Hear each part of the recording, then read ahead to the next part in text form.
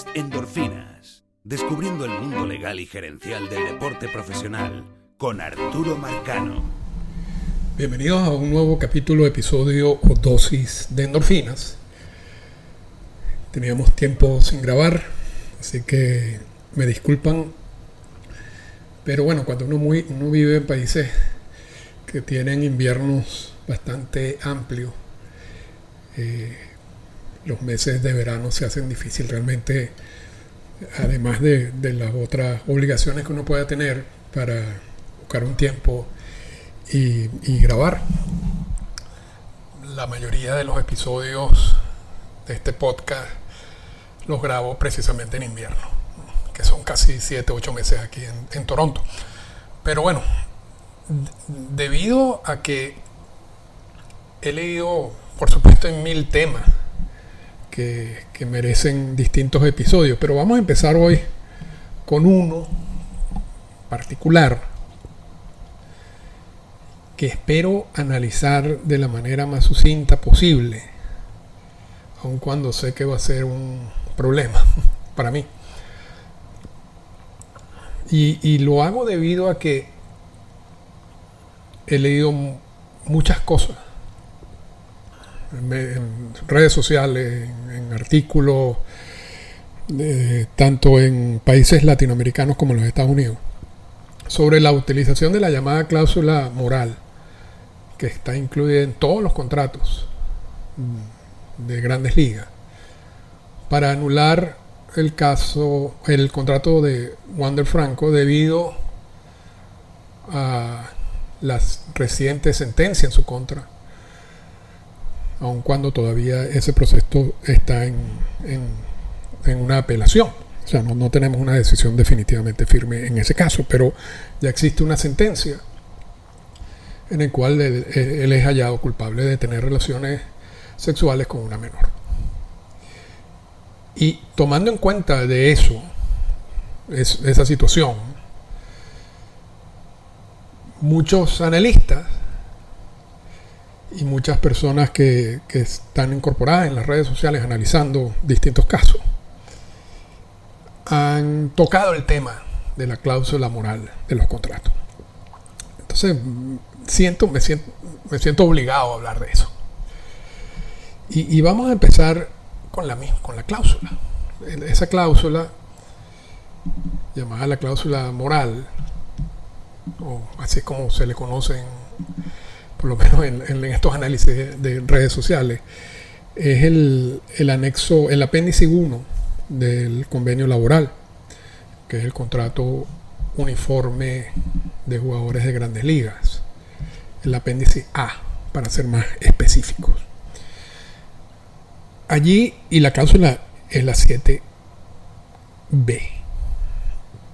¿Y qué dice la cláusula 7B de esos contratos? De todos los contratos, de todos los jugadores en las Grandes Ligas. Y ya vamos a explicar por qué hay un solo contrato.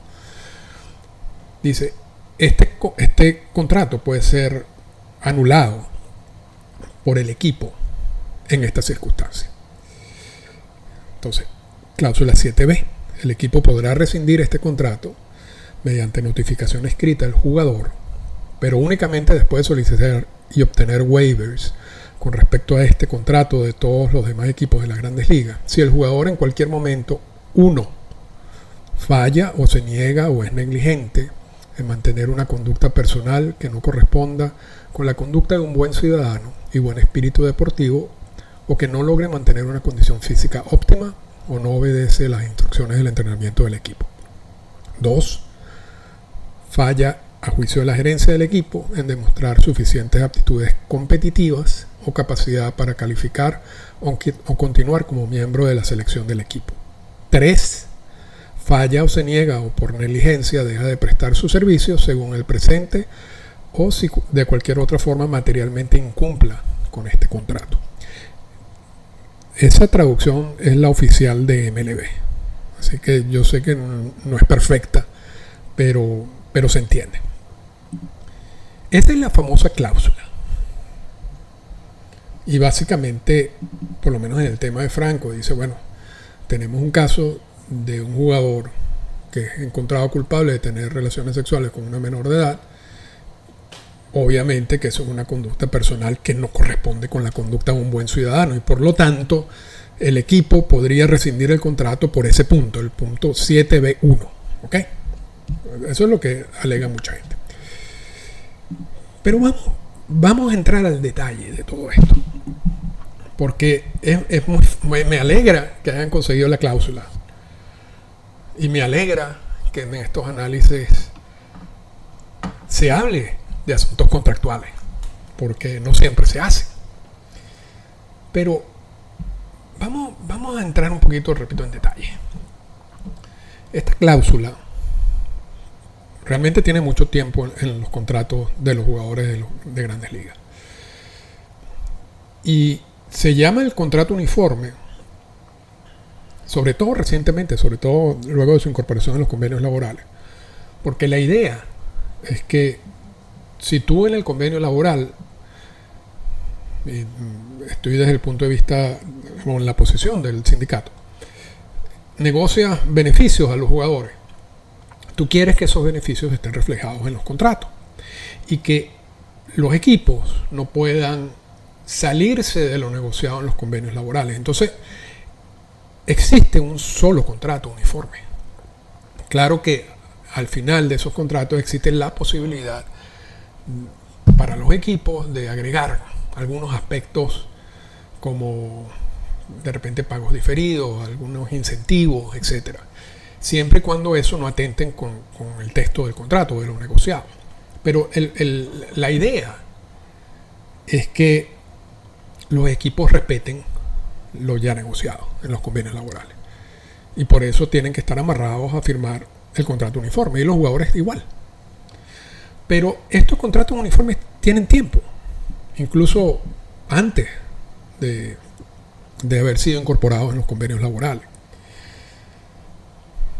Lo que pasa es que por muchos años, luego de la unión, por ejemplo, de la Liga Nacional y la Liga Americana en el 1903 hasta 1976, los equipos tenían la llamada cláusula de reserva, que les daba completo control sobre los jugadores. Los jugadores no podían declararse agentes libres. Y antes de 1968, que es cuando se firma el primer convenio laboral, se puede decir que los jugadores tenían pocos derechos en términos generales. Entonces, por mucho tiempo, los equipos podían salirse de contratos sin necesidad de pagar, porque realmente ¿quién iba a presentar un reclamo? Además, no solamente que quién iba a presentar un reclamo, sino que también por mucho tiempo los contratos eran solo por un año. No había la figura de contrato multianual, como uno la conoce hoy en día, no era tan popular.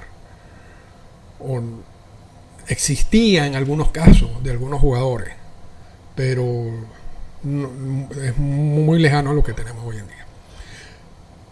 Entonces, realmente la utilización de esa cláusula, que le estamos llamando la cláusula moral, porque, repito, es la forma como se ha sido identificada en todos estos debates, no eran tan necesarias, porque los equipos o despedían al jugador sin pagarle, o lo suspendían, o los despedían y le pagaban lo que le faltaba del contrato si querían. Pero no era un asunto realmente, si se quiere, importante en términos de análisis. Luego viene la creación del sindicato, tal como lo conocemos hoy en día, con el nombramiento de Marvin Miller en 1966 y la firma de los convenios laborales. Pero es hasta 1976 cuando aparece la figura de agentes libres, cuando ya este tipo de cláusula, en donde el equipo podría tener la posibilidad de anular un contrato, empieza a tener cierto impacto, o por lo menos se empieza a analizar la manera de cómo utilizar este tipo de cláusulas. Y esto lo digo porque en las grandes ligas no existe topes salariales. Y eso hace que ese compromiso contractual de los equipos no tenga un impacto en nómina más allá de la deuda en sí que pueda tener el equipo. Pero en otras ligas, y acabamos de ver un caso en el día de ayer, esto yo lo estoy grabando el 25 de julio, de fútbol americano, en donde un equipo anula un contrato garantizado que tenía con un jugador, porque este jugador no siguió las instrucciones de cómo operarse. Tenía un problema en el tobillo, se operó una primera vez, necesitaba una segunda operación y no se la hizo. Y eso le dio motivos al equipo para, en una cláusula muy parecida a la que leímos al principio del podcast, para anular ese contrato o la parte garantizada de ese contrato.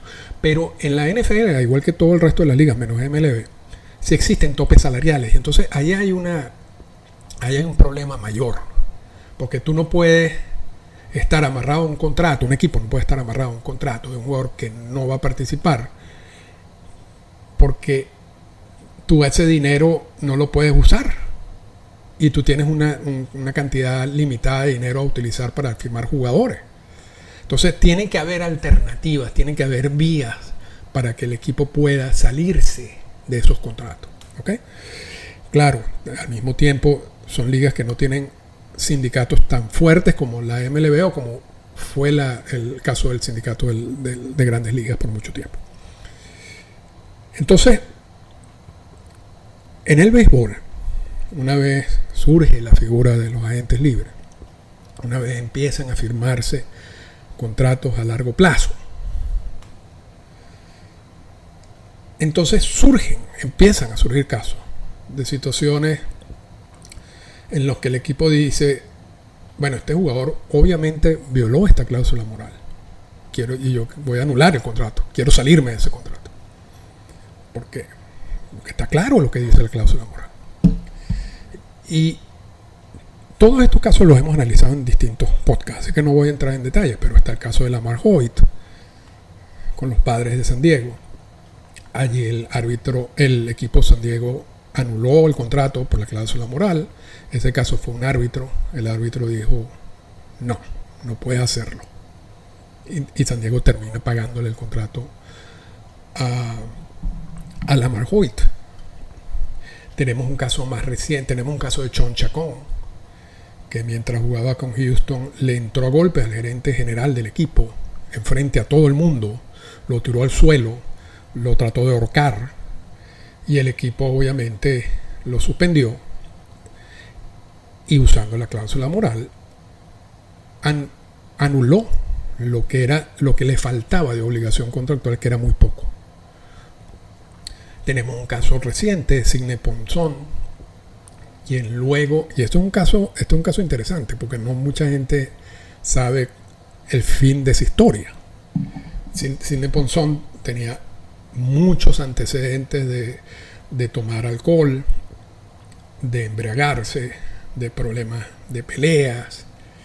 Realmente era una persona que era muy lejana a una buena persona, de acuerdo a lo que él define el caso, la cláusula moral. Baltimore le anula el contrato a Ponson luego de infinidad de situaciones. A Ponson en ese momento había firmado un contrato de 3 años, le faltaba 1 año y $10 millones. Y ese año adicional, o ese tercer año, es anulado por Baltimore utilizando el alegato de que violó la cláusula moral. El sindicato apeló esa decisión de Baltimore.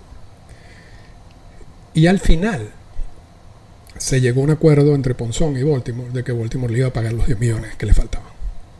O sea que es un caso que es citado como un ejemplo de la utilización de la cláusula moral, pero de hecho no fue un intento, pero al final Baltimore tuvo que pagarle el resto del contrato a Ponson.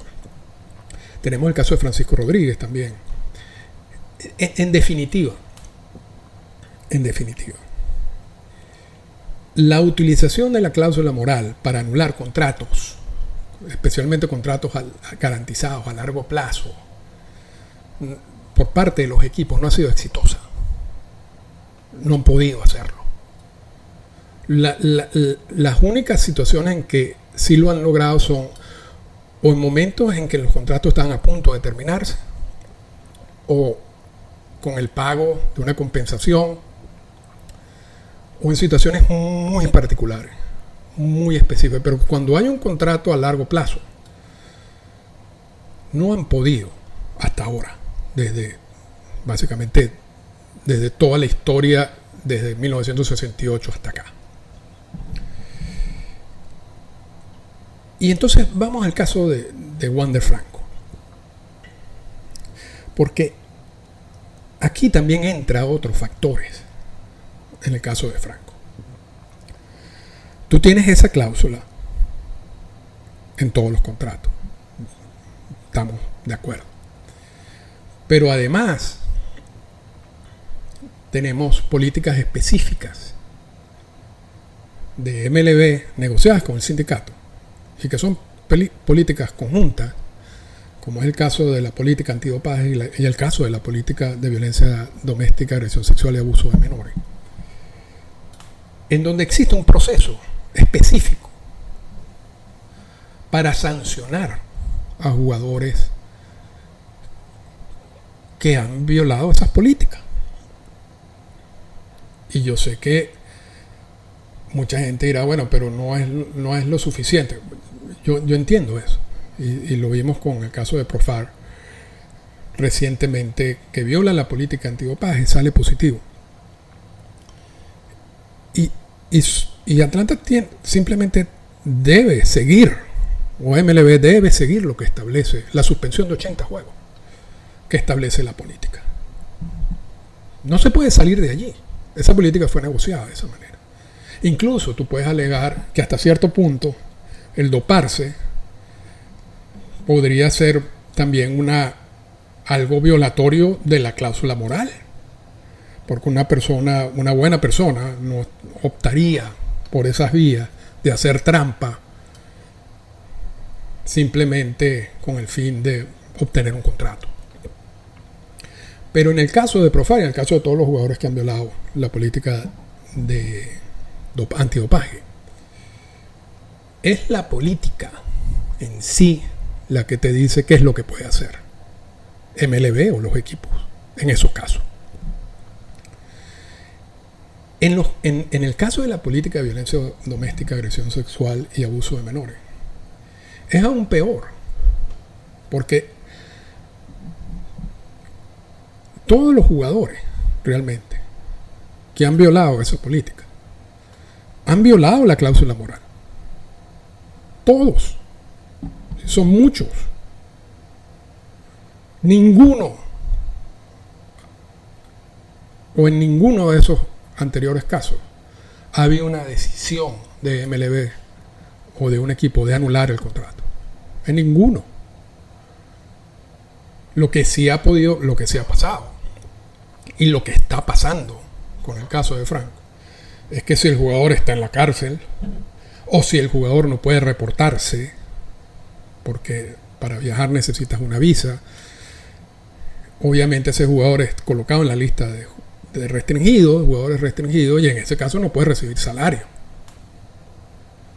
Entonces, mientras ese jugador está en la lista de jugadores restringidos, que es una opción que da la política, la situación es como si el equipo se estuviera liberando del pago de ese contrato. Pero no hay una anulación del contrato.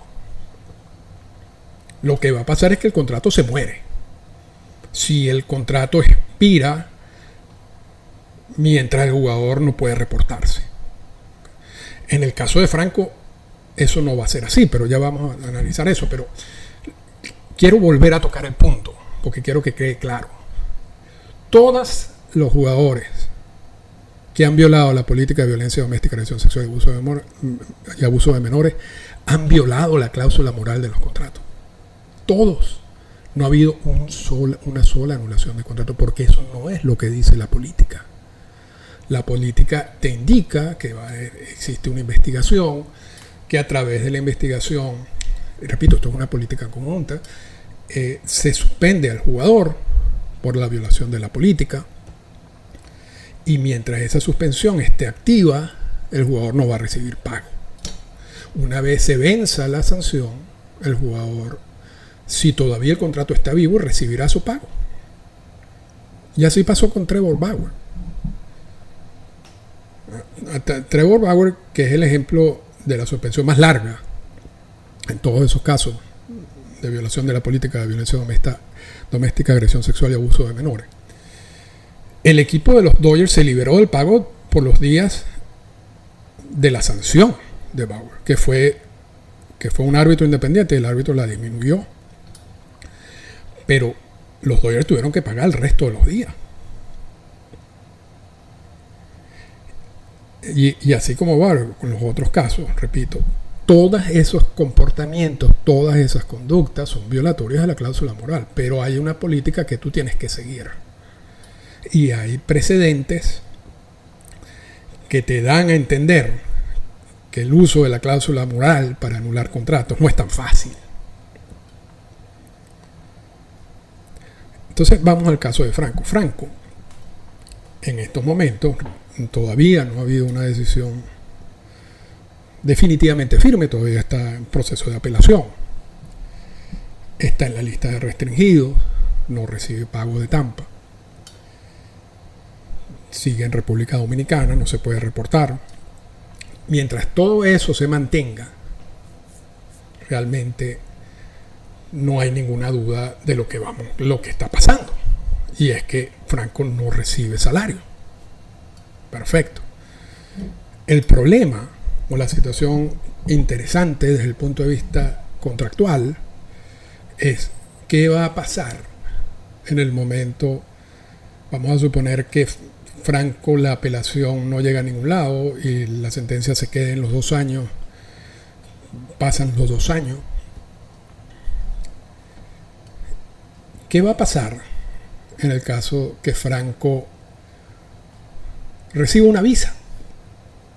Porque si no recibe una visa y no se presenta, igual está en la lista de restringidos, no se puede presentar, el contrato seguirá sin ser pagado mientras no se presenta. Pero en este caso de laboratorio, vamos a asumir que Franco consigue una visa y se presenta en 2 años al campo de entrenamiento de Tampa. ¿Qué puede pasar ahí? Pueden pasar 2 cosas. Una, por supuesto, que MLB se pronuncie y sancione a Franco. No lo ha hecho todavía. Asumo que está esperando que la decisión sea definitivamente firme. Y que esa sanción tienen que dar unos números, un número de días de sanción. Hasta ahora la más larga es la de Trevor Bauer. Posiblemente sea más larga que esa.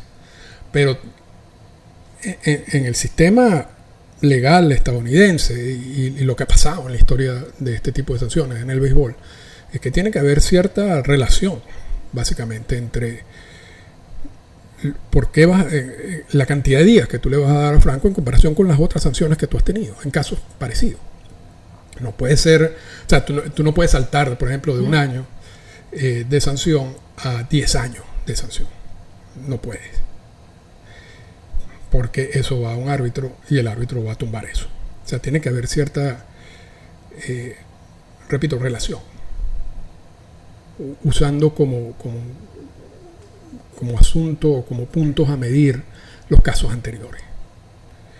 Y yo sé que esto, a nivel de política, esta política en particular, de agresión sexual, abuso de menores y violencia doméstica, es un poco odioso hablar de sanciones. O sea, porque, bueno, si le pegas a tu esposa son 50 días de sanción.